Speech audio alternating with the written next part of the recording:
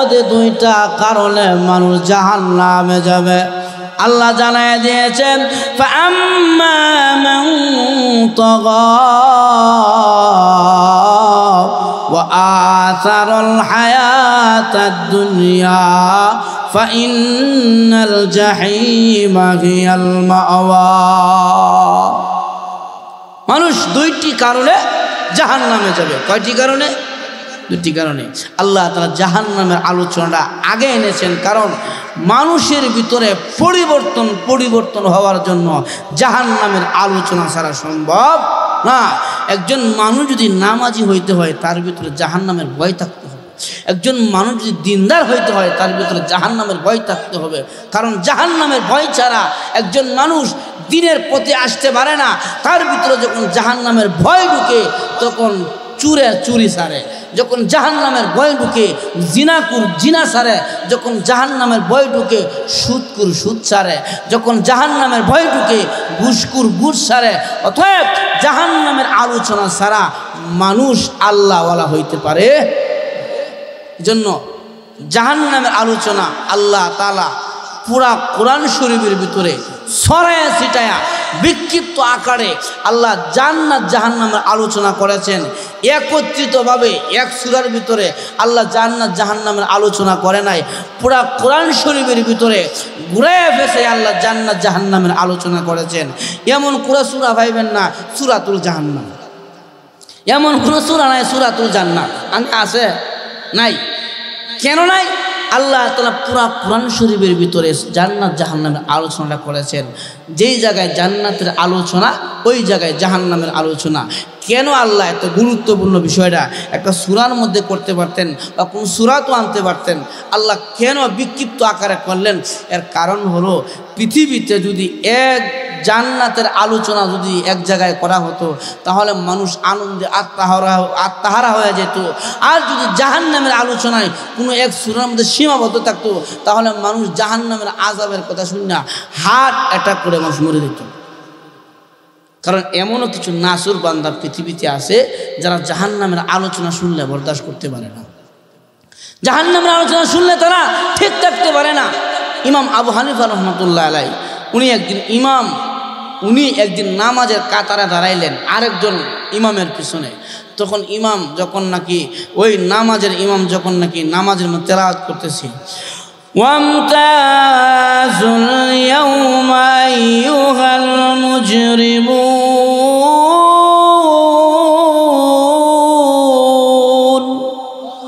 যখন নাকি এই আয়াত তেলাওয়াত করছে ইমাম আবু হানিফা নামাজ সারিয়া কাতার থেকে বেরিয়েছে গা। আল্লাহ কথা নাই, কথা বলে না, একবারে বেহুশ হয়ে পড়েছে। উনাকে হুঁশিয়ে আনা হলো। আনার পরে জিজ্ঞাসা করলো, ওগো ইমাম, আপনি এই আয়াত তেলাওয়াত করার পরে এইভাবে নামাজ ছেড়ে মসজিদে পড়ে গেলেন, ঘটনা কি? উনি বলেন, শোনো, আয়াতের মধ্যে জাহান্নামের আলোচনা আছে। আল্লাহ কিয়ামতের দিন বলবে, হে নেককাররা, জাহান্নামের থেকে আলাদা হয়ে যাও। আমি ইমাম আবু হানিফার ভয় ওই দিন নিয়ে আমি জাহান্নামীদের কাতারে চলে যাই। আল্লাহ যদি আমাকে ইমাম আবু হানিফা তুইও জাহান্নামীদের সাথে চলে যা, আমি সেই ভয়ে এই আয়াত শুনি, এই জন্য আমি নামাজ ছেড়ে আমি ঘুরতেছি, আমার ভিতরে জাহান্নামের ভয় ঢুকে গেছে। এজন্য আমার ভাইয়ারা, জাহান্নামের আলোচনা আল্লাহ তাআলা একত্রিতভাবে করে নাই, জান্নাতের আলোচনাও আল্লাহ একসাথে করে নাই। যেই জায়গায় জান্নাতের আলোচনা ওই জায়গায় জাহান্নামের আলোচনা। কারণ জাহান্নামের এমন বর্ণনা আছে মানুষ শুনলে বরদাস্ত করতে। এই জন্য আমার ভাইয়ারা, আল্লাহ নবী বিশ্ব নবী রাহমাতুল লিল আলামিন উনার দরবারে একদিন জিবরাইল আলাইহিস সালাতু ওয়াস সালাম আসলেন নবীজির কাছে। জিবরাইলের মনটা বড় বেজার। আল্লাহ নবীর কাছে জিবরাইল মন বেজার করে যখন নাকি আসলেন, নবীজি বলেন, জিবরাইল রে, এইভাবে মন বেজার করিয়া তো তুমি কোনোদিন আমার কাছে আসো নাই, আজ তোমার মন বেজার কারণ কি? জিবরাইল বলে, পয়গম্বর, আমি আল্লাহ তাআলার নির্দেশে আমি জাহান্নামের বর্ণনা নিয়ে আপনার কাছে আসছি। আল্লাহ নবী গো, মনটা বড় বেজার। এই জন্যে বেজার জাহান্নামের বর্ণনা। আল্লাহর নবী কয় জিবরাইল বলো জাহান্নামের কি বর্ণনা আমাকে শোনায়া দাও। জিবরাইল কয় না গো নবীজি, যদি জাহান্নামের বর্ণনা দেই আপনি নবী বরদাস্ত করতে পারবেন না। আল্লাহর নবী কয় জিবরাইল রে বলো জাহান্নামের কি বর্ণনা, না হয় আমার উম্মতদেরকে আমি কেমন করে শেখাবো, আমার উম্মতেরা কিভাবে জাহান্নামের মধ্যে থাকবে, আমাকে জাহান্নামের বর্ণনাগুলো শোনায়া দাও। আল্লাহর নবীর কাছে হযরত জিবরাইল আলাইহিস সালাতু ওয়াস সালাম জাহান্নামের বর্ণনা দিতে লাগলেন। এক নম্বর জাহান্নামের বর্ণনা দিলেন, নবীজির চোখ দিয়া পানি ঝরতে আরম্ভ করলো। দ্বিতীয় নম্বর জাহান্নামের বর্ণনা দিলেন, নবীজির কান্না আরো বেড়ে গেল। তৃতীয় নম্বর জাহান্নামের বর্ণনা জিবরাইল দিলেন, নবীজি কান্না আরো বেড়ে গেল। চার নম্বর জাহান্নামের বর্ণনা দিলেন, আল্লাহর নবী আরো কাঁদে। এইভাবে 5 নম্বর 6 নম্বর জাহান্নামের বর্ণনা জিবরাইল যখন নবীকে শোনায়া দিলেন, আল্লাহর নবীর চোখ দিয়া পানি গড়ায়া জমিনে পড়তেছে। নবীজির কান্না চলে আসছে, আল্লাহর নবী চোখের পানি ছেড়ে কাঁদে। জিবরাইল আলাইহিস সালাতু ওয়াস সালাম 6 নম্বর পর্যন্ত বলিয়া 7 নম্বর জাহান্নামের বর্ণনা দেয় না। আল্লাহর নবী কয় জিবরাইল রে 7 নম্বর জাহান্নামের বর্ণনা দাও। জিবরাইল কয় না গো নবীজি, 7 নম্বর জাহান্নামের বর্ণনা আমি দিব না। যখন নাকি নবী বললেন না 7 নম্বর জাহান্নামের বর্ণনা আমার জানায়া দাও, 7 নম্বর জাহান্নামের বর্ণনা দিতে যাইয়া জিবরাইল নিজেই কান্না করতে আরম্ভ করেছে। 7 নম্বর জাহান্নামের কথা বলা মাত্র জিবরাইল নিজে কান্না করতে আরম্ভ করলেন। যখন নাকি 7 নম্বর জাহান্নামের বর্ণনা জিবরাইল কেঁদে কেঁদে আল্লাহর নবীকে শোনাইলেন, আল্লাহর নবী বিশ্ব নবী 7 নম্বর জাহান্নামের বর্ণনা শুনিয়া আল্লাহর নবী বেহুশ হয়ে জমিনে পড়ে গেলেন। নবীজির হুশ চলে গেল, নবীজি কথা বলতে পারে না। আর জিবরাইল এই অবস্থায় চলে গেলেন। আল্লাহর নবী বিশ্ব নবী রাহমাতুল লিল আলামিনকে হুশে আনা হলো। নবীজি হুশে আনার পর আল্লাহর নবী নামাজ পড়তে গেলে খালি কয় আল্লাহুম্মা উম্মতি। নামাজ পড়ার সময় উম্মতের কথা, খাবার খাইতে গেলে উম্মতের কথা। আল্লাহ আমার জাহান্নামী বান্দা বা উম্মতের কি অবস্থা হবে, সব জায়গায় খালি উম্মতের কথা। একদিন আর 2 দিন নয়, নবীজি ঘরের দরজা লাগাইয়া কাঁদে আর বলে খোদা গো আমার উম্মতের কি অবস্থা হবে, আমার উম্মতেরা জাহান্নামের আগুন বরদাস্ত করতে পারবে না। এই বলে বিশ্ব নবী চোখের পানি ছেড়ে সব জায়গায় কাঁদে। আল্লাহর নবী দরজা লাগাইয়া দিলেন। নবীজি দরজা লাগাইয়া চোখের পানি ছেড়ে কাঁদে। নবীজির কান্না আবু বকর চলে আসছে, ওমর রাদিয়াল্লাহু আনহু চলে আসলেন। নবীজি দরজা খুলে না, উম্মতের জন্য পয়গম্বর দরজা লাগাইয়া এইভাবে যখন নাকি কান্না করে হযরত সালমান ফারসি রাদিয়াল্লাহু আনহু নবীর ঘরের দরজা, নবীজি দরজা খুলে না, আল্লাহুম্মা উম্মতি বলে কাঁদেন। আল্লাহ আমার উম্মতের কি অবস্থা হবে গো কিয়ামতের ময়দানে। ময়দানে জাহান্নামে যদি চলে যায়। এই বলে নবীজি কাঁদে। হযরত আলী রাদিয়াল্লাহু আনহু আসলেন, চলে গেলেন। সাহাবায়ে কেরাম সবাই চলে গেছে, নবীজির কান্না থামায় না।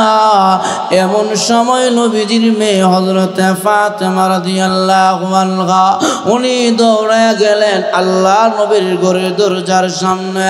আল্লাহর নবীর ঘরের দরজার সামনে দাঁড়ায় কয়, আব্বা, আবু বকর এসেছে চলে গেল, উমর এসেছে চলে গেল, সালমান ফারসি আলী এসেছে চলে গেছে, তুমি দরজা খুললে না। তুমি মনে করেছ এখন যদি দরজা না খোলো আমিও তাদের মতন মনে হয় চলে যাব। না আব্বা, শুনে রাখো, তুমি জানিয়ে রাখো, আমি কিন্তু আবু বকর নয়, আমি কিন্তু উমর নয়, আমি কিন্তু হযরত সালমান ফারসি নয়, আমি বিশ্ব নবীর মেয়ে ফাতেমা। কি বেতা পাইয়া গো বাবা, এইভাবে দরজা লাগায়া কাঁদ, যতক্ষণ পর্যন্ত দরজা না খুলবে আব্বা আমি ফাতেমার মরণ হয়ে যাবে গো। এরপরে আমি বাঁচাবা, তোমার দরজা থেকে খালি ফির যাব না। এই বলে ফাতেমা রাদিয়াল্লাহু আনহা নবীজির ঘরের দরজার সামনে দাঁড়াইয়া অপেক্ষায় আছে। আল্লাহর নবী কয়, আয়েশা গো, দরজাটা খুলে দাও। সবাইকে বিদায় করলেও আমার পাগলনিকে বিদায় করতে পারবো না। আয়েশা, দরজা খুলে দে, আমার ফাতেমাকে বিদায় করা সম্ভব নয়, আমার ফাতেমা যাবে না, আমার ফাতেমা যাবে না রে, দরজাটা খুলে দে। আম্মা জান আয়েশা রাদিয়াল্লাহু আনহা দরজা খুলে দিলেন। ফাতেমা নবীর ঘরে ঢুকছে, ঢুকে কয়, আব্বা, এইভাবে দরজা লাগাইয়া কাঁদো। সাহাবায়ে কেরাম একে একে সবাই চলে গেছে। আব্বা, কি ব্যথা গো তোমার মনে বলে দাও। আব্বা, কেন গো চোখের পানি ছেড়ে কাঁদো। আল্লাহর নবী কয়, ফাতেমা রে, যেদিন থেকে জিবরাইল আমার 7টি জাহান্নামের বর্ণনা দিল, ওই দিন থেকে আমি নবীজির মন ভালো নয়, আমি নবীজি আমার উম্মতের চিন্তায় গো আজকে দরজা লাগাইয়া 3 দিন 3 রাত আমি কান্না করেছি। ফাতেমা রে, আমার উম্মতের জন্য আমি নবীজি ঘরের দরজা লাগায়া আল্লাহর কাছে উম্মতের ক্ষমার জন্য আমি নবীজি কেঁদেছি।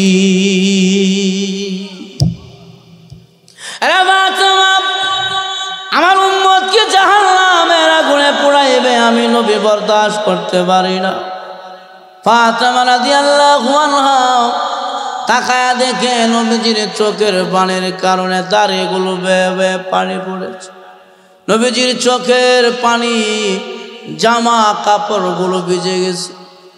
একমাত্র কারণ ছিল আল্লাহুম্মা উম্মতি, খোদা গো আমার উম্মতদেরকে জাহান্নামের আগুনে পোড়ায়ও না, জাহান্নাম থেকে আমার উম্মতদেরকে রক্ষা করো। এই জন্য আমার ভাইয়েরা, জাহান্নামের বর্ণনা বড় কঠিন, জাহান্নামের আগুন বড় কঠিন। আল্লাহর নবী বলছেন, আন্নারু আশাদ্দু হাররা, দুনিয়ার মানুষেরা রে, জাহান্নামের আগুন হলো দুনিয়ার আগুনের চাইতে আরো 69 গুণ শক্তিশালী, আরো 69 গুণ পাওয়ারওয়ালা। আল্লাহ বলেন, আল্লাতী তাত্তালিউ আলাল আফিদা, ও দুনিয়ার মানুষ, সূরার মধ্যে আল্লাহ জানায়া দিয়েছে দুনিয়ার আগুন মানুষের শরীরের মধ্যে লাগলে চামড়া পোড়ায়া দেয়, আর জাহান্নামের আগুন যদি কারো শরীরে লেগে যায় গো, চামড়া পোড়াবে না, আগে কলিজার মধ্যে আঘাত করবি। এই জাহান্নাম কোথায় আছে? এই জাহান্নাম 7 তবক জমিনের নিচে আছে। কিয়ামতের মাঠ যখন কায়েম হয়ে যাবে, আপনাকে আমার কথা বুঝতেছেন না? খারাপ লাগতেছে? কিয়ামতের মাঠ যখন কায়েম হয়ে যাবে, নেককার বদকার হাসরের মাঠে যখন উঠবে গো, আল্লাহ 7 তবক জমিনের নিচ থেকে জাহান্নামকে আনবে। আল্লাহ কোরআনে বলছেন, ওয়াজিআ ইয়াউমাইযিন বিজাহান্নাম, জাহান্নামকে 7 তবক জমিনের নিচ থেকে টেনে আনবে। আশরাফ আলী থানভী রহমাতুল্লাহি আলাইহি উনার কিতাবে উল্লেখ করেছেন, এই জাহান্নামকে 19 জন ফেরেশতা জাহান্নামের প্রধান, আলাইহা মালাইকাতুন তিসআ, আল্লাহর এই জাহান্নামকে 19 জন ফেরেশতা প্রধান বহন করতেছে। এক একজন ফেরেশতার অধীনে আরো 1 লক্ষ করে ফেরেশতা রিজার্ভ রেখেছে। জাহান্নামের প্রধান ফেরেশতা 19 জন, এক একজনের অধীনে আরো 1 লক্ষ করে ফেরেশতা এই জাহান্নামকে ধরে রাখলেন। জাহান্নামের মধ্যে যখন নাকি জাহান্নামের রশ্মির মধ্যে 19 জন ফেরেশতা ধরে রাখে, এক একজনের অধীনে আরো 1 লক্ষ করে ফেরেশতা যখন নাকি 7 তবক জমিনের নিচ থেকে জাহান্নামকে টেনে এনে হাসরের মাঠে রাখা হবে। হাসরের মাঠে জাহান্নামকে আনার পরে জাহান্নাম গুনাহগার বান্দাদেরকে দেখিয়া লাফাইতে শুরু করবে খাওয়ার জন্য। তাকাদু তামাইয়াজু মিনাল গায়জ, যেমন গুসায় জাহান্নাম ফেটে যায়, দাঁতে দাঁতে বাড়ি খায়। জাহান্নাম দেখিয়া জাহান্নাম লাফাইতে থাকবে আর আল্লাহর কাছে বলবেন, প্রভু গো, এতগুলো খাওয়ান আমার জন্য হাসরের মাঠে রাখছ, আমাকে ছেড়ে দাও, সব জাহান্নামীদেরকে আমি আমার পেটে নিয়ে আসবো। জাহান্নাম লাফাইতে থাকবে। 19 জন প্রধান ফেরেশতা এক একজনের অধীনে আরো 1 লক্ষ করে ফেরেশতা জাহান্নামের রশ্মির মধ্যে ধরে রাখছে।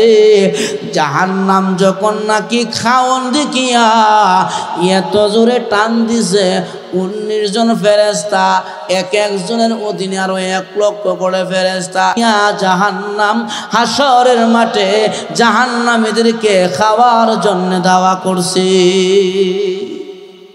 এত 19 জন ফেরেশতা এক একজনের অধীনে আরো 1 লক্ষ করে ফেরেশতা যখন নাকি জাহান্নাম গুনাহগার বান্দা দিকা যখন নাকি হাসরের মাঠে জাহান্নাম দাওয়া করছে, সবাইকে নিয়ে যাচ্ছে। দেখবেন যারা বড় সার ফালেন, বলো সার ফালেন, এই সার যখন জুড়ে টান দেয় তখন মালিক এবার দূরে রাখে। মালিক দূরে রাখলে কি অটোমেটিক যেতে দেয় সারের সাথে। এমন ধরে রাখলে সার যখন জুড়ে টান দেয়, দৌড় দেয়, তখন মালিক রশি ধরে রাখলেও দেখবেন অটোমেটিক তারা নিয়ে যাইতে দেয়। ঠিক তেমনিভাবে জাহান্নাম যখন টান দিছে হাসরের মাঠ গুনাহগার বান্দা দেখিয়া 19 জন এক একজনের অধীনে আরো 1 লক্ষ করে ফেরেশতা সবাইকে নিয়ে জাহান্নাম হাসরের মাঠে যাইতেছে গুনাহগার বান্দাদেরকে খাওয়ার লাগে। এই অবস্থা দেখিয়া যত নবী, ওলি, গাউস, কুতুব, আবদাল আছেন সব একবারে নাফসি নাফসি, আল্লাহ আমারে বাঁচাও জাহান্নাম থেকে। নবীর সমস্ত নবীর আল্লাহ আল্লাহ আমারে বাঁচাও, নাফসি নাফসি, আমারে বাঁচাও, আমারে বাঁচাও। উম্মতের কথা কেউ রে বলে নাই। সমস্ত পয়গম্বরেরা নিজে বাঁচার জন্য আল্লাহর কাছে নাফসি নাফসি, আল্লাহ আমারে বাঁচাও, আমারে বাঁচাও, জাহান্নাম যেভাবে আসতেছে আজ মনে হয় কাউকে রেহাই দিবে না, আল্লাহ আমাকে বাঁচাও। সবাই নাফসি নাফসি নাফসি নাফসি বলতেছে, কিন্তু আল্লাহর নবী বিশ্ব নবী রাহমাতুল লিল আলামিন মাকামে মাহমুদের মধ্যে পড়িয়া আল্লাহুম্মা উম্মতি আল্লাহুম্মা উম্মতি আল্লাহুম্মা উম্মতি বলে নবী যখন নাকি কাঁদে গো, আল্লাহর নবীর কানে সংবাদ দেওয়া হবে, ওগো নবীজি আপনি মাকামে মাহমুদে কাঁদেন, আর জাহান্নাম যেভাবে ধাওয়া করেছে সব গুনাহগার জাহান্নামীদেরকে খাওয়ার জন্য হাসরের মাঠে সমস্ত নবীরা ওলিরা গাউস কুতুব আবদালেরা সবাই হতভম্ব হয়ে গেছে, কেউ কথা বলে না, সবাই আশ্চর্য হয়ে গেছে, সবাই খালি নাফসি নাফসি, আল্লাহ আমাকে বাঁচাও, আল্লাহ আমাকে বাঁচাও। উম্মতের কথা কোনো নবী কয় না। আর আপনি মাকামে মাহমুদে আর জাহান্নাম হাসরের মাঠে দাওয়া করেছে, আল্লাহর নবীর কাছে সংবাদ দেওয়া হবে, নবীজিকে আল্লাহর হুকুমে ওখান থেকে আনা হবে, এনে দেখে সমস্ত নবীরা সবার চেহারা একবারে এক কালো বর্ণ হয়ে গেছে, চিন্তায় টেনশনের চাপ বেশি গেছে। আল্লাহর নবী বিশ্ব নবী রাহমাতুল লিল আলামিন বলবেন, প্রভু গো তুমি না ওয়াদা দিয়েছ আমার উম্মতদেরকে তুমি আমার বেলায় একটু ছাড় দিবা, আল্লাহ তুমি না বলছো আমার উম্মতদেরকে আমার বেলায় ছাড় দিবা। আল্লাহ জাহান্নাম যেভাবে দাওয়া করছে গো, মনে হয় কাউকে রাখবে না, সবাইকে জাহান্নামের পেটে ভরে ফেলবে। আল্লাহ তুমি আমার উম্মতদের কি বাঁচাও, আল্লাহ আমি না তোমার দুষ্ট, তুমি না আমাকে খুশি করবা। আমার আল্লাহ নবীর দরখাস্ত মঞ্জুর করে নবীর হাতে একটা কৌটা দিবেন, একটা পাত্র দিবেন, আর বলবেন নবী গো এই পাত্রের মধ্যে পানি আছে, এই পানিটা কোটা থেকে উঠাইয়া হাত দিয়া জাহান্নামের দিকে ছিটা দিয়ে দেন। আল্লাহর নবী বিশ্ব নবী রাহমাতুল লিল আলামিন ওই দিন আল্লাহর কুদরতি পাত্র থেকে পানি উঠাইয়া জাহান্নামের দিকে ছিটা দিবে, জাহান্নাম পানির ছিটা পাইয়া পিছনে সরতে আরম্ভ করবে, আর সামনে আগাইতে পারে না।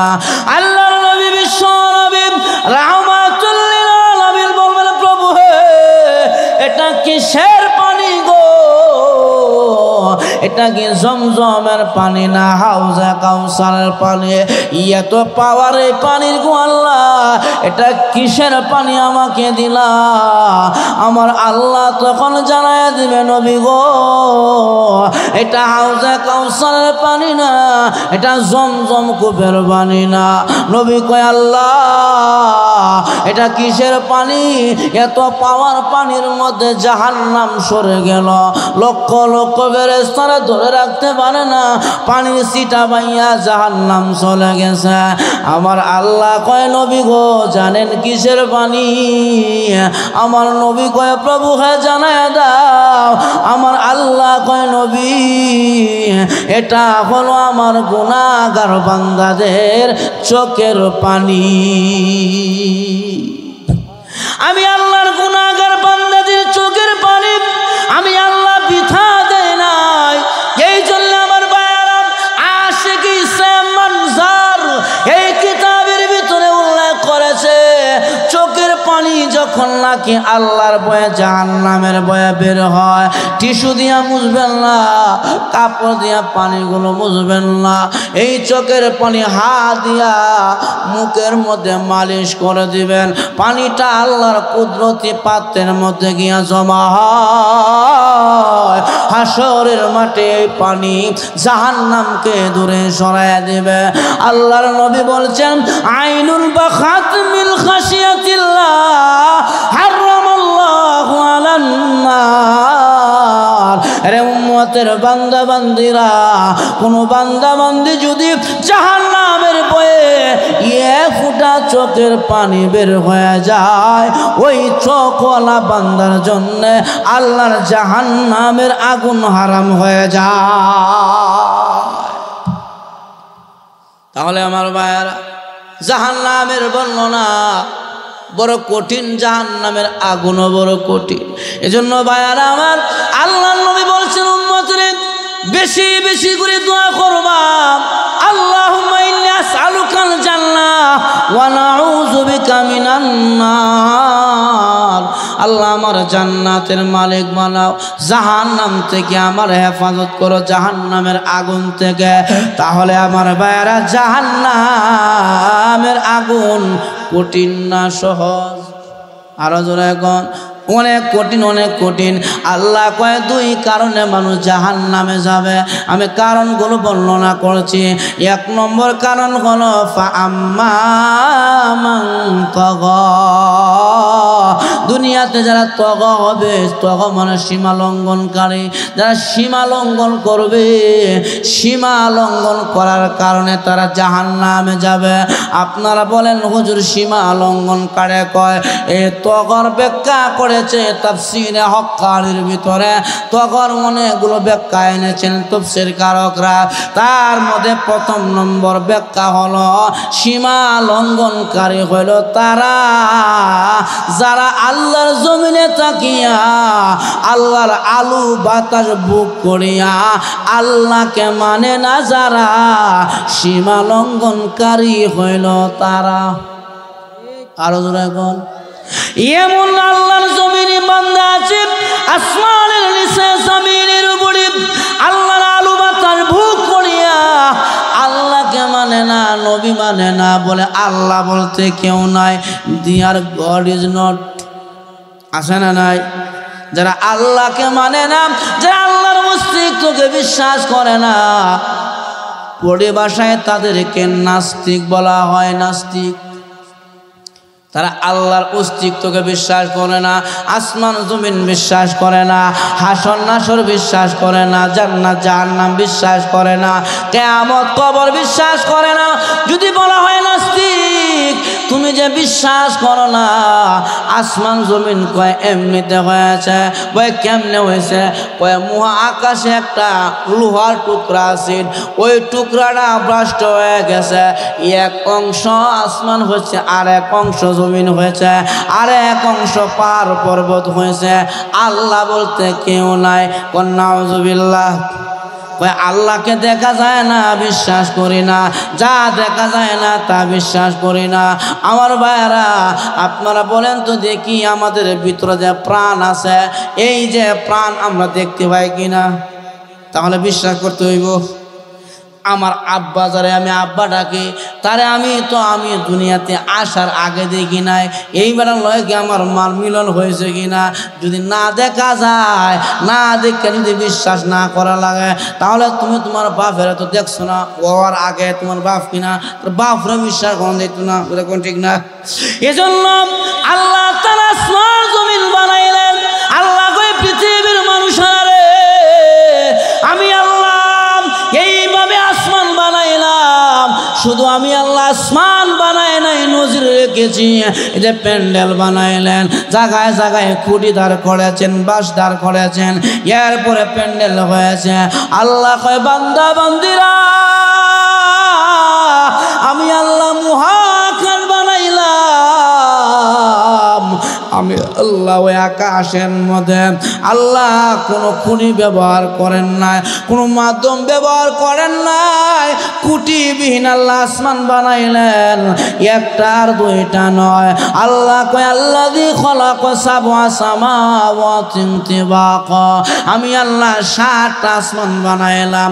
এক একটা আসমান থেকে আর একটা আসমানের দূরত্ব 500 বছরের রাস্তা। এত দূরত্ব 7টা আসমান বানাইলাম, একটা কুটিও ব্যবহার করি না। বান্দারে, এই সবগুলো দেখিয়া আমি আল্লাহকে চিনবি, আমি আল্লাহকে জানবে।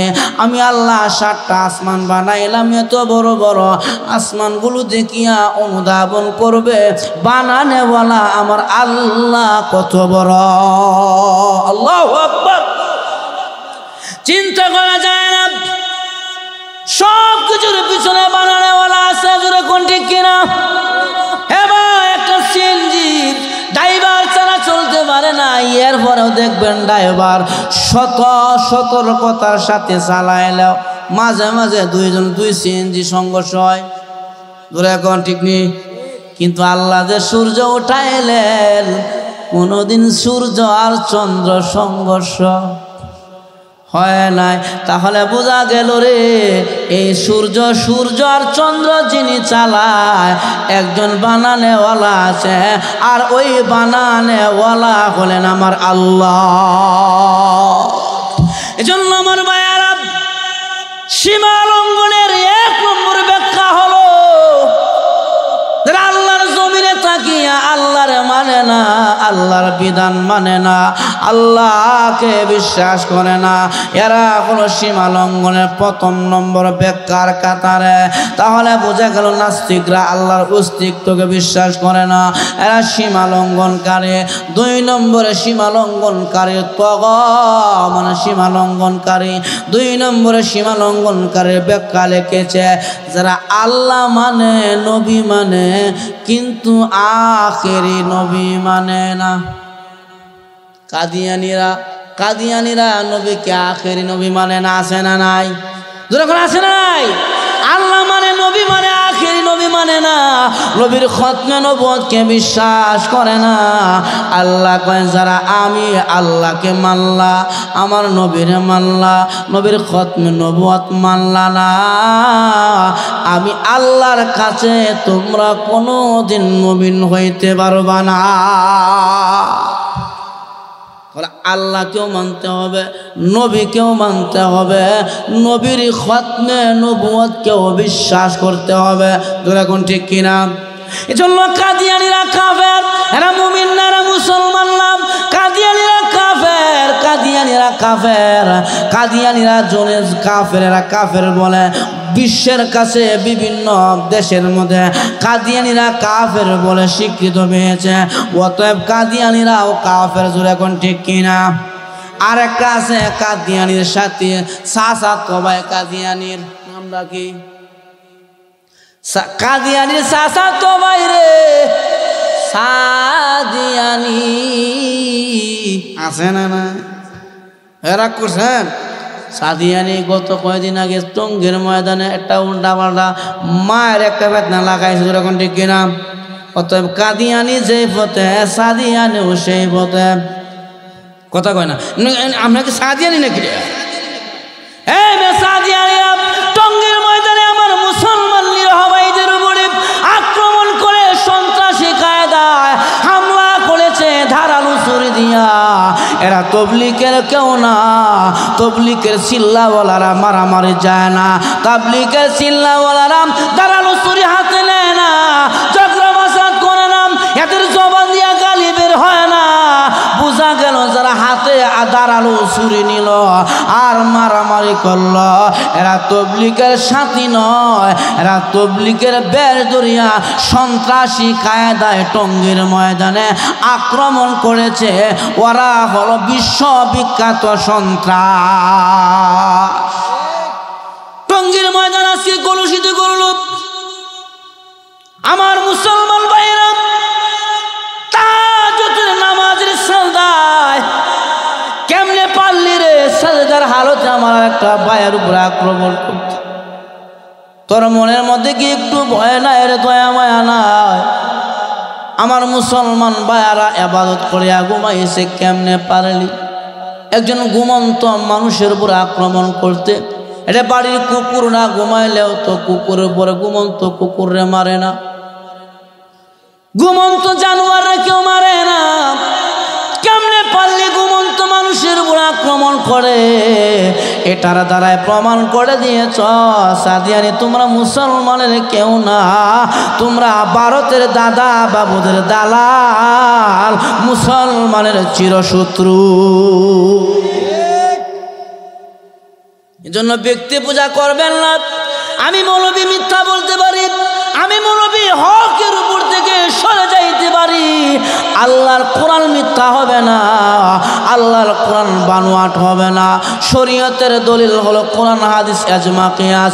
ব্যক্তি কোনো শরীয়তের দলিল নয়। ওরে গন্ড মূর্খ, কেমনে সাত সাত জাহান্নামে গেলে তুমিও জাহান্নামে যাইবা? এটা তো কোনো সুস্থ মস্তিষ্ক মুসলমানের কথা হতে পারে না।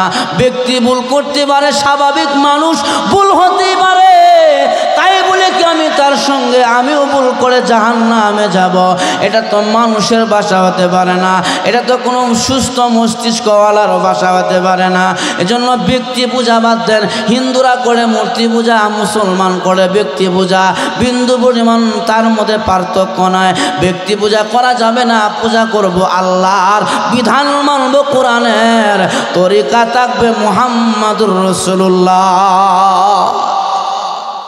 আজকে দেখলাম কিছু মূর্খ লোক আলেম ওলামারা তাবলীগের কি জানে কি বুঝাম।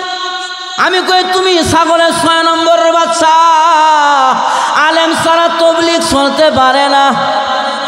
আলেম যদি তবলিগে না থাকে তবলিগ গুমরা হবে, গুমরা।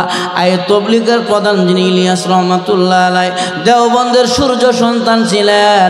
অতএব আলেম তবলিগের শুরুতেও আছে, এখনো আছে, কিয়ামত পর্যন্ত তবলিগ আলেম দ্বারাই পরিচালিত হইবে। 4 দিনে চিল্লা লাগায় কয় আলেমরা কি জানে, কত বড় ফোন দিতে হইছে চিন্তা করে, বেয়াদব কুদাগার। যেটা কোন ঠিক কিনা? এজন্য আলেমদের সাথে আছেন, যেরকম ঠিক না, আলেমদের সাথে থাকবেন। আর এই কথা কয়েন না আলেমরা আমাদের সাথে আয়, বেয়াদব। চিন্তা করেন বাংলাদেশের সমস্ত উলামায়ে কেরাম বলছে সাপ ভুলের মধ্যে আছে। বাংলাদেশের উলামায়ে কেরামের কথাকে বিদ্যা আঙ্গুলে দেখায়া, হ্যাঁ দিল্লির সাংসদের কথা বলে। এই মিয়া, আপনার ঘরের বউ যদি আপনার তৃপ্তি না হয়, এটা যদি বাইরে গিয়ে আরেকবার লোক আকাম করে, বউ কেটে বালা না চরিত্র খারাপ। এখন বাংলাদেশের শীর্ষস্থানীয় উলামায়ে কেরাম আব্দুল মালেক সাহেব সহ এই এশিয়া মহাদেশের মধ্যে এত বড় আলেম নাই। সবাই বলতেছে উনি ভুল করছে, উনি রুজি করা দরকার। কিন্তু আপনি সমস্ত উলামায়ে কেরামকে ডেঙ্গায়া আপনি সাদ সাহেবকে মানলেন, ওই যেমন নিজের জামাই দিয়া তৃপ্তি হয় না। তুমি বাংলাদেশের উলামায়ে কেরাম কথা বিশ্বাস না করে খালি সাদ সাহেবকে নিয়ে ঘুরো, তোমার চরিত্রের মধ্যেও বেতন আছে। এই জন্য আমার ভাইয়েরা, যারা আল্লাহ মানে, নবী মানে, নবীর খতমে নবুয়তকে বিশ্বাস করে না, তারাও হলো তগা, সীমা লঙ্ঘনকারী। আল্লাহ কয় ফাআম্মা মান তাগা, তারা সীমা লঙ্ঘনকারী হয়েবা, তোমরা জাহান্নামী হয়েবা। এরপরে আল্লাহ 2 নম্বর কারণ বর্ণনা করতেছে, ওয়া আসারুল হায়াতাদ দুনিয়া, যারা দুনিয়াকে প্রাধান্য দেবা আখিরাতের উপরে, তারাও হইবা জাহান্নামী। আজকে আমরা দুনিয়া নিয়ে পড়ে গেছি, দুনিয়া নিয়ে পড়ে গেছি। দুনিয়ার ঘর কেমন করে সুন্দর হবে সাজায়, দুনিয়ার বাজার কেমন হবে আমরা সাজায়, দুনিয়ার ব্যবসা কত লাভবান হবে আমরা সেটা বুঝি। কিন্তু আমরা আখিরাতের ব্যবসা কেমনে লাভবান হবে এটার ফিকির করি না রে বাবা। এজন্য দুনিয়াকে প্রাধান্য দিতে যায়। কৃষক কৃষি কাজে কাজ করে, মসজিদ থেকে আল্লাহু আকবার দুনিয়া আসে, এরপরে মসজিদও যায় না, ধান কাটে, দুনিয়ারে প্রাধান্য দেয়। মসজিদ থেকে মুয়াজ্জিন বলে হাইয়া আলাস সালাহ হাইয়া আলাল ফালাহ, ব্যবসায়ী দোকানের মধ্যে বসিয়া ব্যবসায় সময় লাগায়, মসজিদও যায় না। তাহলে বোঝা গেল সে দুনিয়ারে প্রাধান্য দিল, মসজিদে যায় না, দুনিয়ারে প্রাধান্য দিতে যায়, ব্যবসায় সময় দিল। এই যে ওয়াজ হয়েছে, উলামায়ে কেরাম কোরআন থেকে হাদিস থেকে বর্ণনা করেছে, আল্লাহর দ্বীনের পথে ডাকছে, আর তারা দোকানপাটে বসিয়া গাল গপ্প করিয়া দুনিয়ার মজা নিচ্ছে, আখিরাতের কথা শুনলো না। ওরা দুনিয়া লুবি, দুনিয়ারে চাইলো, আখিরাতের চিন্তা করলো না। আল্লাহ কয় ওয়া খারুল হায়াতাদ দুনিয়া, যারা দুনিয়াকে প্রাধান্য দিবা, আখিরাতকে বলে যাইবা, আখিরাতকে নিচে নিচু করে দিবা। আল্লাহ কই এই 2 নম্বর কারণ হলো জাহান্নামে যাওয়ার। ফাইনাল জাহিমা হিয়াল মাওয়া, এই 2টা কারণ পাওয়া গেলে সে জাহিম নামক জাহান্নামের মধ্যে যাবে, সে জাহান্নামী হয়ে যাবে। তাহলে আমার ভাইয়ারা, দুনিয়াকে আখিরাতের তুলনায় প্রাধান্য দেওয়া যাবে? আরো জোরে এখন দেওয়া যাবে না, দুনিয়াকে আখিরাতের তুলনায় প্রাধান্য দেওয়া যাবে না। যদি দিয়া দেন তাহলে জাহিম নামক জাহান্নামের আগুনে পড়তে হবে রে বাবা। সম্ভব নয়, কুলাইতে পারবেন না। জাহান্নামের আযাব বড় ভয়ঙ্কর, জাহান্নামের আগুন বড় কঠিন। লক্ষ্য করে দেখেন, আজকে আমরা দুনিয়া, খাইতে গেলেও দুনিয়া, বসতে গেলেও দুনিয়া, ঘুমাইতে গেলেও দুনিয়া, বউ বাচ্চা আলাপ করে দুনিয়া, দুনিয়াকে নিয়ে আমরা সব জায়গায় আলোচনা করি। কিন্তু সাহাবায়ে কেরামের একটা অভ্যাস ছিল, যেই জায়গায় বসতো দুনিয়া না আখিরাত, আমি আখিরাত কেমন করে পার হব, আমি আমলনামা ডান হাতে পাবো না বাম হাতে পাবো, আমি কি কবরে 3টা সওয়ালের জবাব দিতে পারবো কি না আটকা পড়ে যাব, আমি কি মিজানের পাল্লায় আমার নেকের পাল্লা ওজন বাড়ি বেশি হবে না হালকা হবে, এই নিয়ে সাহাবায়ে কেরামের ভিতরে আলাপ আলোচনা চলতো। দুনিয়াকে নিয়ে তারা আলাপ আলোচনা করেন নাই। কেন করেন নাই? আল্লাহর নবী বলে গেছে, উম্মতেরা রে, এই দুনিয়া উজ্জিফা ওয়া তালিবুহা কিলাব, দুনিয়াটা হলো একটা মরা গরুর নেই, আর এই মরা গরুকে তলব করে কুকুর শুকুনেরা। দুনিয়াকে কোনো মুমিন তলব করতে পারে না। আর দুনিয়া উজ্জিফা, দুনিয়াটা হলো একটা মরা গরু। নবী কয়, সাহাবীরা রে, এই যে রাস্তার কিনারায় একটা মরা পড়ে আছে, কেউ কিনবা কয় না। বলে কেন নিবা না? বলে এটা পচা দুর্গন্ধ, এই জন্য আমরা নিব না, মাগনা দিলেও নিব না। আল্লাহর নবী কয়, সাহাবীরা রে, আল্লাহর কাছে পচা নারী বুড়ি, পচা দুর্গন্ধ, মরার চাইতে আরো নিকৃষ্ট হলো দুনিয়া, আরো নিকৃষ্ট হলো দুনিয়া। পচা দুর্গন্ধ মরা গরু খাওয়ার জন্য ওয়া তালিবুহা কিলাব, কুকুর যায়, শুকুন যায়, এটুকিয়া খাওয়া দাওয়া করে, মরা গরু খায়। দুনিয়াতে যারা, তারা দুনিয়াকে যারা তলব করবে, এরা মুমিন নয়, মুমিন নয়। আর দুনিয়া সিজনুল মুমিন ওয়া জান্নাতুল কাফের। আল্লাহর নবী বলছেন, দুনিয়াটা হলো মুমিনের জন্য জেলখানা, আর কাফেরদের জন্য হলো বালাখানা। দুনিয়াতে কাফেররা বুক বিলাস করবে, পরকালে তাদের কোনো বুক বিলাস নাই। আর মুমিনরা দুনিয়াতে কষ্ট করবে, আখিরাতকে তারা কামাই করবে কষ্ট করে। আজকে আপনার আমার দুনিয়া নিয়ে আমরা ব্যস্ত, দুনিয়ার বাড়িঘর খুব সুন্দর সাজায়, কিন্তু নবীর সাহাবীরা বাদশা হওয়ার পরেও তাদের কোনো বিল্ডিং বাড়িঘর নাই, বসার মতন ভালো খাট নাই, পালং নাই, চেয়ার নাই। এরকম ঠিক কিনা? নবীর সাহাবী হযরত উমর, যিনি অর্ধ পৃথিবী আঙ্গুলের ইশারায় পরিচালনা করেছেন, তাম পৃথিবী, অর্ধ পৃথিবী আঙ্গুলের ইশারায় পরিচালনা করেছেন, কিন্তু বসার মতন চেয়ার নাই, থাকার মতন খাট নাই, পালং নাই, জাজিম নাই। এমন লোকেরা যখন নাকি মদিনাতে আসতেন, জিজ্ঞাসা করতেন, বাইরে মদিনার গভর্নমেন্টকে, বলে হো যে খেজুর গাছের নিচে শুয়ে আছে।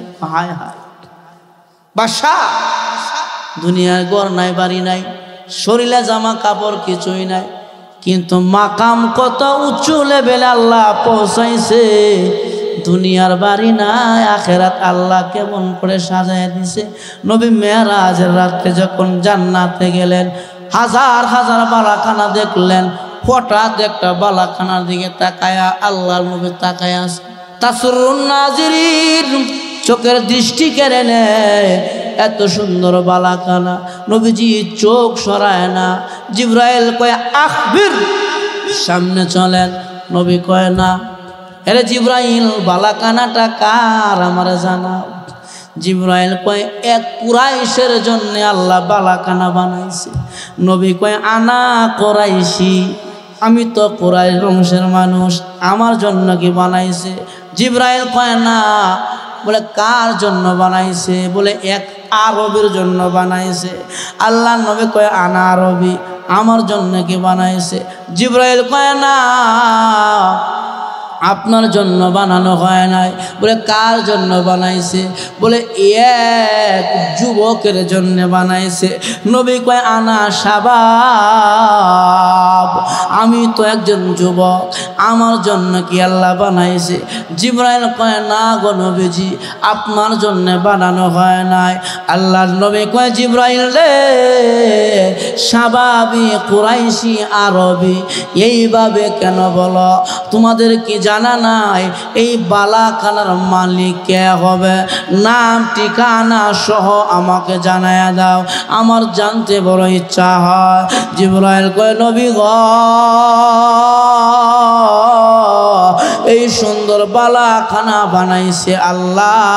আপনার একজন সাহাবী আছে, বাদশা হওয়ার পরেও চেয়ার নাই, খাট নাই, পালং নাই, গায়ে জামা নাই, অত্যন্ত সাধারণ একদম সিম্পলি সে দুনিয়াতে চলাফেরা করে, দুনিয়া যাপন করে, দুনিয়াকে সে গ্রহণ করে নাই। তার একে দুনিয়া আপনার সাহাবী বাদশা হওয়ার পরে যার বাড়ি নাই, ঘর নাই, পালং নাই, খাট নাই, চেয়ার নাই, যার গায়ে জামা নাই, ওই সাহাবীর নাম হলো হযরতে উমর ইবনে খাত্তাব রাদিয়াল্লাহু আনহু। দুনিয়া ছাড়ার কারণে আল্লাহ তার জন্য জান্নাতের ভিতরে এত সুন্দর বালাখানা নির্মাণ করেছি। তাহলে দুনিয়া ছাড়লে বালাখানা পাওয়া যায়। দুনিয়া ধরবেন না আখিরাত ধরবেন? আরো দেখুন, আখিরাত ধরতে গেলে দুনিয়ার কাজ কাম বাদ দিয়ে, নামাজ হয়ে গেলে, নামাজের টাইম হয়ে গেলে মসজিদে হাজিরা দিতে হবে, হকের উপরে চলতে হবে।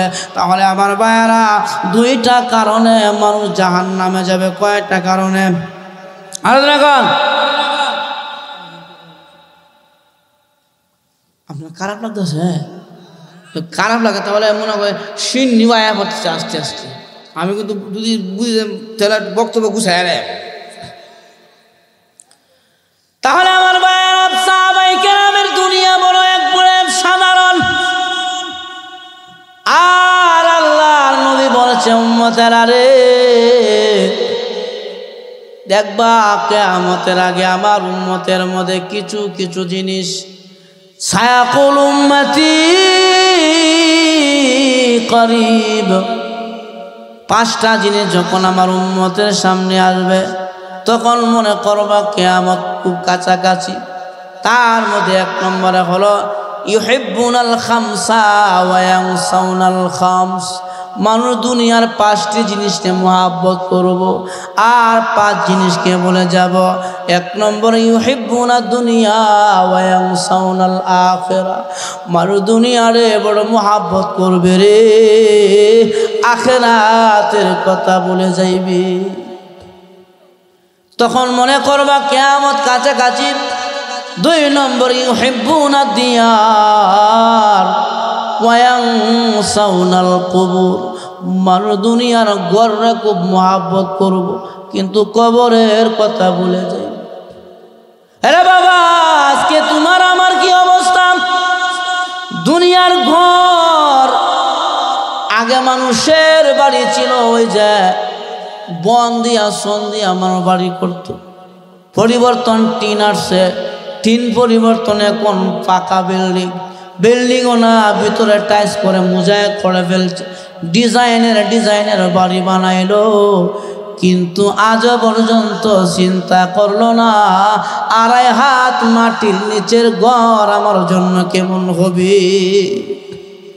ইউহিব্বুনা দিয়ার ওয়া ইয়ানসাউনাল কুবুর। আল্লাহর নবী বলেন উম্মতের মধ্যে দুনিয়ার ঘর ভালো বাড়বে, কবরের ঘরের কথা ভুলে যাবে। বাবারে, তুমি আমি কবরের কথা ভুলে গেছি। নবীর সাহাবী উসমান গনি যখন কবরের পাশ দিয়া যাইতেন চোখের পানি বেয়ে বেয়ে পড়ত। সাহাবীরা বলে উসমান, কবরের পাশ দিয়া গেলে তুমি এইভাবে কাঁদো কারণ কি? উসমান গনি বলে ভাই রে, এটা হলো মুসলমানের প্রথম মঞ্জিল কবর। কোনো মানুষ যদি কবরে ধরা খেয়ে যায় সব জায়গায় সে ধরা খাইতে খাইতে যাইবে। আর কোনো মানুষ যদি কবর থেকে মুক্তি পেয়ে যায় বাকি জায়গাগুলো আমার আল্লাহ আসানের সাথে মুক্তি করে জান্নাতে পৌঁছায়া দিবে। এজন্য দুনিয়ার চিন্তা না, দুনিয়ার ঘরের চিন্তা, কবরের চিন্তা। তিনটা প্রশ্ন আপনাকে করবে কবরে রাখলে। এই না বাড়ি করলেন, মুজায় করলেন, টাইস করলেন, মরার পরে 1 ঘন্টাও ঘরের ভিতরে রাখবে না, তাড়াতাড়ি বের করো। মসজিদ থেকে 4 পায়া পালকি আনিয়া এলাকার লোকেরা গোসল করায়া কাডল্লার মধ্যে চকলেটের মতন মোড়ায়া সাদা কাপড় পরায়া আপনাকে রেখে দেবে। সন্তান বলবে, ইমাম বেশি দেরি করেন না, জানাজা দেরি করলে মুর্দার কষ্ট হয়। তাড়াতাড়ি করিয়া জানাজার নামাজ পড়ায়া আপনার কবরে রাখবে। রাখার পরে যখন 40 কদম লোকেরা চলে যাবে, আপনার কবরের মধ্যে 2 জন ফেরেশতা এসে ফায়ুজুলি সারিহি আপনাকে উঠায়া বসাবে।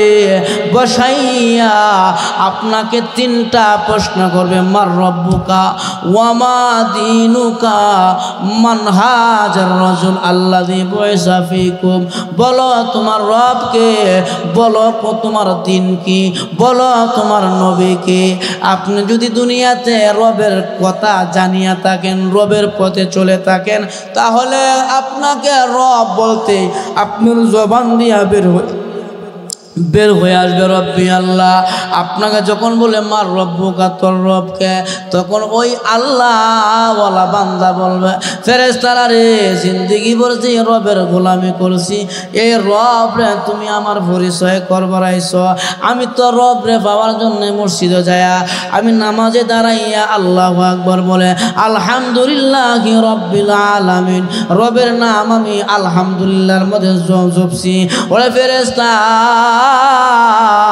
যখন নাকি রুকুতে গেলাম, রুকুতে যায় সুবহানা রব্বিয়াল আযীম, আমার রবের নাম আমি রুকুতেও জিকির করলাম, স্মরণ করলাম।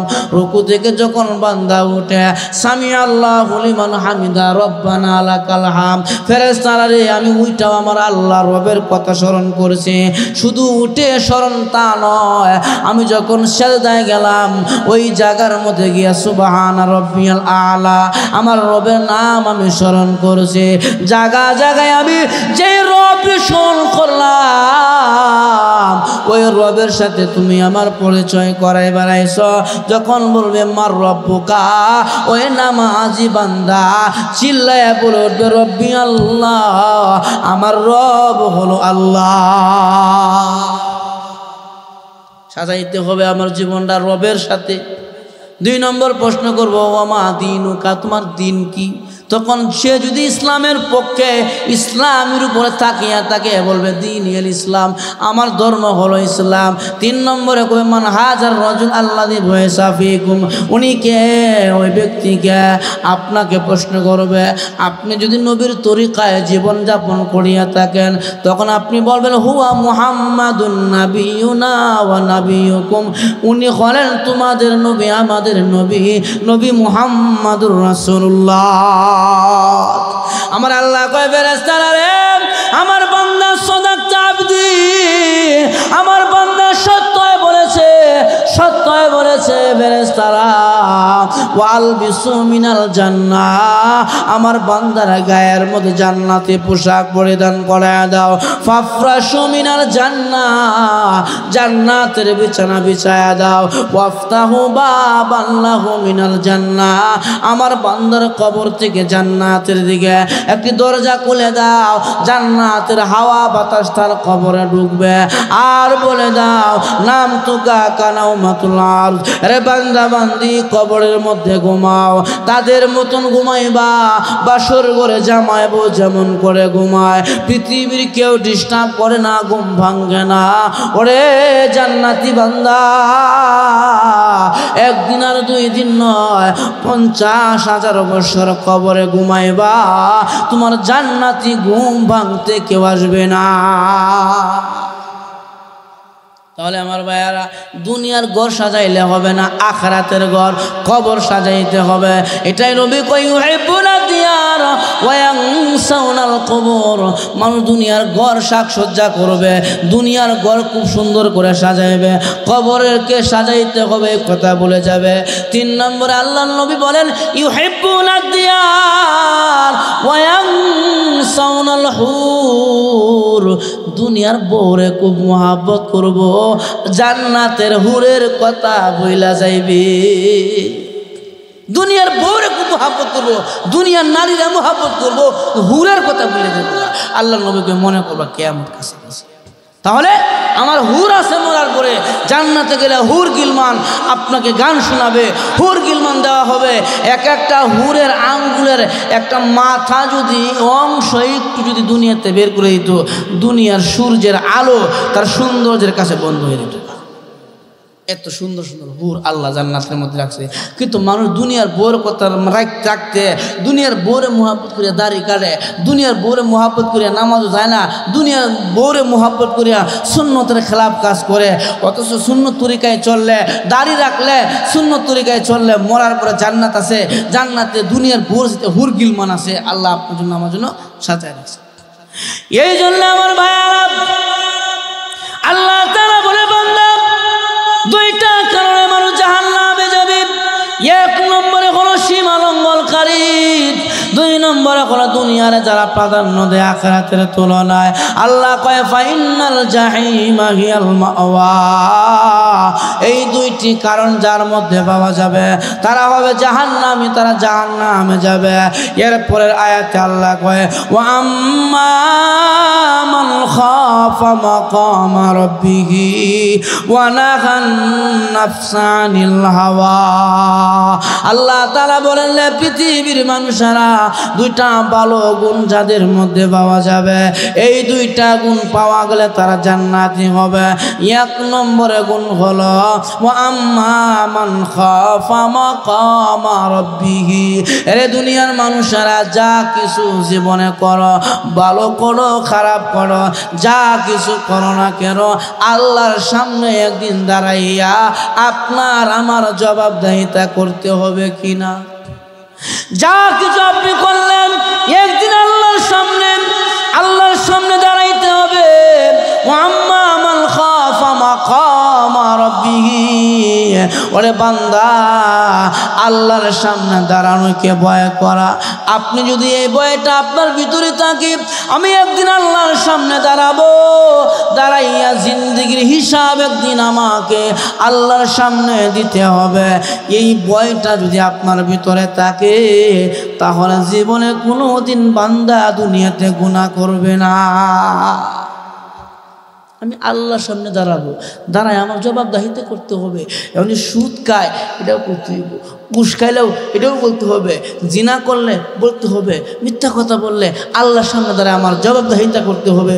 এই যদি এই কথাটা কাহারও ভিতরে থাকে যে আল্লাহর সামনে দাঁড়ানোকে ভয় করে, যে আল্লাহকে ভয় করে, তাকে তাকওয়া বলা হয়, যে আমি আল্লাহর সামনে দাঁড়াবো, আমার দাঁড়াইয়া জীবন হিসাব দিতে হবে, এই ভয়টা যদি কোনো মানুষের ভিতরে থাকে, সে দুনিয়াতে দুর্নীতি করতে আর পারবে না। আল্লাহর সামনে দাঁড়ানো ভয়, এটাকে আল্লাহর ভয় তাকওয়া বলা হয়। আমি আল্লাহর সামনে দাঁড়াই আমার জবাবদিহিতা করতে হবে, চুরি করলে জবাবদিহিতা করতে হবে আল্লাহর সামনে দাঁড়ায়, ঠিক না? যেন দেখবেন দাদা নাতি ওয়াজ হয়েছে, হুজুরা ওয়াজ করছে, দুনিয়ার কেউ না দেখলে কে দেখে? আল্লাহ দেখে। এখন আল্লাহ যে দেখে, এই কথাটা নাতি ওয়াজেতে শুনে গেছে। দাদা নাতি গিয়া যখন নদী পার হয়, তখন দাদা কি হয়েছে, একটা লেংটি মারিয়া হাড়ুর ফেঁকা পার হয়েছে। নাতি কয় কি কো দাদা, তুমি দেখা যা সুন্নতের তরফ করিয়া দায়মি খরচ তরফ করিয়া পার হইলে ঘটনা কি? কয় বেটা রে, নাতি কয় দাদা হুজুর না বলছে নাবিল নিচ থেকে নিয়ে পায়ের টাকটির মতো ডাইকে রাখে দায়মি খরচ, তুমি সুন্নত খেলাপ করলা, দায়মি খরচ খেলাপ করলা, ঘটনা কি? তখন দাদা কয় একদিনে ওয়াজ শুনে তুই আমার ওয়াজ করো। আমি কতবার নদীর এই পারে ওয়াজ শুনলাম, একটা ওয়াজও আমি এইবার থেকে এই পারে নিছি না, সব থেকে গেছি। তুই আজকে ওয়াজ করা শুরু করেছিস। তো দাদা নাতি গেছে, যাওয়ার পরে ওয়াজ শুনে নাতি শুনছি, সব জায়গায় আল্লাহ আছে, আহওয়াল হাজরুন ও আমালে নাজরুন, সব আল্লাহ দেখে। এখন একদিন দাদা নাতির লাগে চুরি করতে একবার বাড়ি, শিন কুদে না গড়, শিন কুদা চুরি করে দাদা, আর বলছে নাতিরে দেখ দাঁড়ায়া কেউ দেখে কিনা, দেখলে আমার কইস। ঠিক আছে। এখন দাদা ঢুকছে ঘরের ভিতরে, নাতি দাঁড়ায় আছে। দাদা কেবল ঘরে ঢুকিয়া মারা সামনা লইবা কি স্বর্ণ গয়না টাকা পয়সা, এমন সময় নাতির মনে হয়েছে কিরে হুজুর না কইছে সব জায়গায় আল্লাহ আছে সব জায়গায়।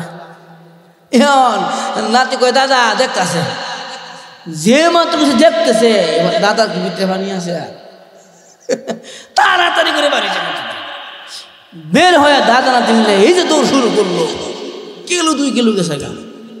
দাদা কয় কিরে, দাদা এখনো দেখতেছে, দৌড়া 5 কিলো গিয়ে হাসছে। দাদা কয় কিরে কি কব, দেখতেছে অন দাদার উঠছে কুসা কই 5 কিলো ইয়ার পরে দেখে কয় হ এক তাপ করেছে কই দেখে দেখি না তো। দাদা ওই দিন না হুজুরা ওয়াজ করছে সব জায়গায় সব কিছু আল্লাহ দেখে, দুনিয়ার কেউ না দেখলেও আল্লাহ তো দেখতেছে। দাদা কাহা শরীরটা নষ্ট করছিস, শরীরটা নষ্ট করছিস। তাহলে এই যে নাতির মেধার মধ্যে একটা কথা আছে যে দুনিয়ার কেউ না দেখলে কে দেখে, আল্লাহ। আপনার মেধায় যদি এই কথাটা থাকে দুনিয়ার কেউ দেখে না আমাকে, আমার আল্লাহ দেখতেছে, আমি যা কিছু করতেছি আমার আল্লাহ দেখতেছে, আল্লাহর সামনে দাঁড়াইয়াকে আমার জবাবদিহিতা করতে হবে। এটার নাম বলা হয় তাকওয়া। তাকওয়া মানে কি, আল্লাহর ভয়। আল্লাহর ভয়, আল্লাহ সব দেখে সব জানে, জানাইয়া জবাবদিহিতা করতে হবে, এটাকে আল্লাহর ভয় বলা হয়। এজন্য আমার ভাইয়ারা, ওয়া আম্মা মান খাফা মাকামা রাব্বিহি ওয়া নাহান নাফসা আনিল হাওয়া, আল্লাহর সামনে দাঁড়ানোকে ভয় করা 1 নম্বরে গুণ। 2 নম্বরে গুণ হলো ওয়া নাহান নাফসা আনিল হাওয়া, নফসে হাওয়ার বিরোধিতা করা। নফসে মনে চায় গান শুনতে, গান শোনা যাবে না। নফসের মনে চায় ফজরের টাইমে কম্বল আর লেপ গায়ে দিয়ে ঘুমাইতে, আজান শুনলে মসজিদে না যাওয়া, এটা নফসের চাহিদা। আপনি নফসের সঙ্গে জিহাদ লাগাইবেন, নফসের আপনার গোলাম বানাইবেন, আপনি নফসের গোলাম হয়েন না, তাহলে কিন্তু নামাজ বাদ দিয়ে ঘুমাইয়া থাকবো। নফসের বিরোধিতা করা, নফসে হাওয়ার বিরোধিতা করা, নফসে যত খারাপের দিকে দাবিত করব আপনি তার সঙ্গে যুদ্ধ লাগাইয়া নেক আমল করবেন, নেক আমলের উপরে ইস্তেকামত থাকবেন। নফসের বিরোধী করতে পারলে এটাকে বলা হয় 2 নম্বরে গুণ। নফসের বিরোধী করিয়া নেক আমল করা, নেক আমলের উপরে ইস্তেকামত থাকা। আল্লাহ কয় এই 2টা গুণ যারা অর্জন করবা, 1 নম্বরে আমি আল্লাহর সামনে দাঁড়ানোকে ভয় করা, 2 নম্বরে নফসে হাওয়ার বিরোধী করা, নফস যা খারাপ বলে তা থেকে নিজেকে বিরত রাখা। আল্লাহ কয় 2টা গুণ যারা অর্জন করবা, ফা ইন্নাল জান্নাতা হিয়াল মাওয়া, আমি আল্লাহ ঘোষণা দিয়া গেলাম তোমরা জান্নাতুল মাওয়ার মালিক হয়ে যাইবা। তাহলে খারাপ গুণ 2টি খারাপের কারণ।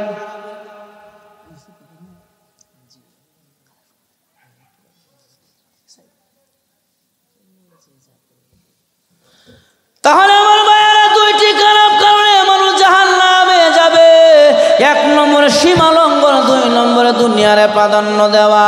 ফা ইন্নাল জাহিমা হিয়াল মাওয়া, 2টা কারণে জাহান্নাম, আর 2টা নেক আমলের কারণে জান্নাত। ওয়া আম্মা মান খাফা মাকামা রাব্বিহি ওয়া নাহান নাফসা আনিল হাওয়া,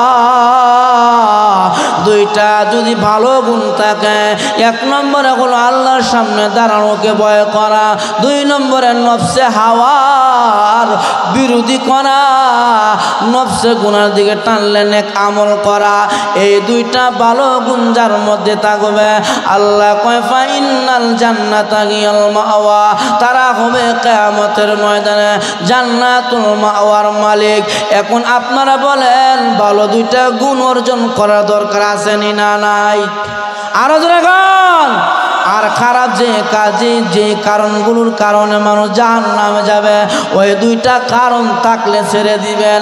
আর যাদের মধ্যে নাই আলহামদুলিল্লাহ, এই 2টা কারণ আমার ভিতরে আনা যাবে না। আমার ভাইয়ারা, এই 2টা কারণে জাহান্নামে যাবে, 2টা গুণ ভালো থাকলে জান্নাতে যাবে। এজন্য দুনিয়াতে সবাই জান্নাতে হইতে চায়, সবাই জাহান্নাম থেকে বাঁচতে চায়।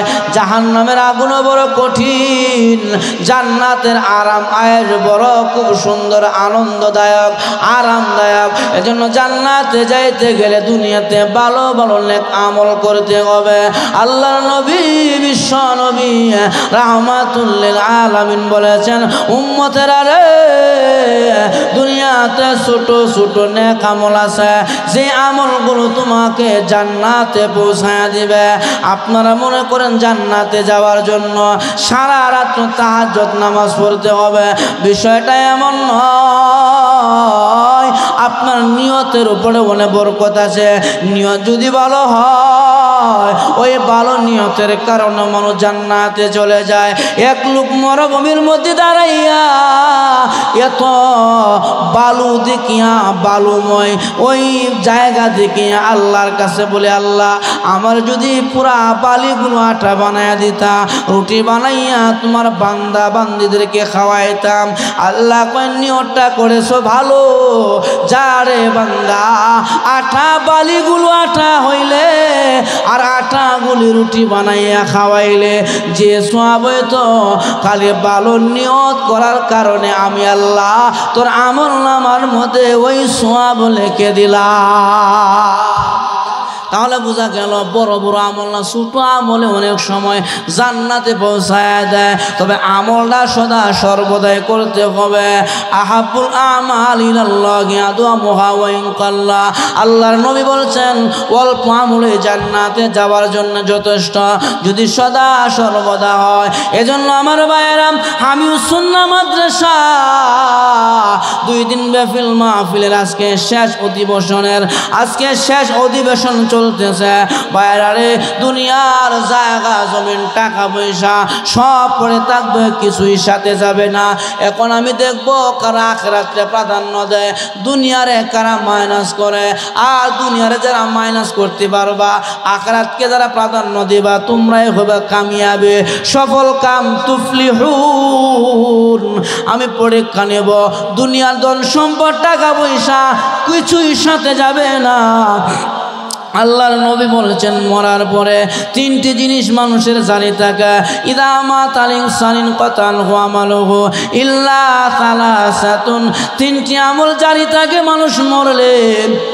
তার মধ্যে প্রথম নম্বরে হলো সদকায়ে জারিয়া। আপনি যেই সদকাটা জারি হিসেবে করে গেলেন, মাদ্রাসার মধ্যে আপনি কিছু টাকা পয়সা দিয়ে সাহায্য করলেন, চাউলের বস্তা দিয়ে সাহায্য করলেন, ইট দিয়ে সাহায্য করলেন, মাদ্রাসায় একটা কিছু দিয়ে গেলেন। এই যে সদকায়ে জারিয়া যতদিন এই জমিনে থাকবে রে বান্দা বান্দি, আমল নামার মধ্যে সওয়াবগুলো অটোমেটিক পৌঁছতে থাকবে। আল্লাহর নবী বলেছেন, উম্মতেরা রে, দুনিয়াতে সন্তান নেক আমল করলে, বাপ মা কবরে থাকলে দুনিয়াতে নেক আমল করতে দেরি হয়, আব্বা আম্মার কবরে নেক আমলের সওয়াব যাইতে একটা মুহূর্ত দেরি হয় না। এই জন্য আমি দেখব দুনিয়ারে কে মাইনাস করে আখিরাতকে কে ধরে, জান্নাতের আশা কার ভিতরে আছে। আল্লাহ রাসূল বলেছেন, সদকাতু তারাদুল বালাদ। দুনিয়াতে দান সদকা করবা, দুনিয়ার মালা মুসিবত দূর করে দিব। এমনকি দান সদকার বিনিময়ে আমি আল্লাহ জাহান্নামের আগুন থেকে তোমাকে হেফাজত করব। সুবহানাল্লাহ।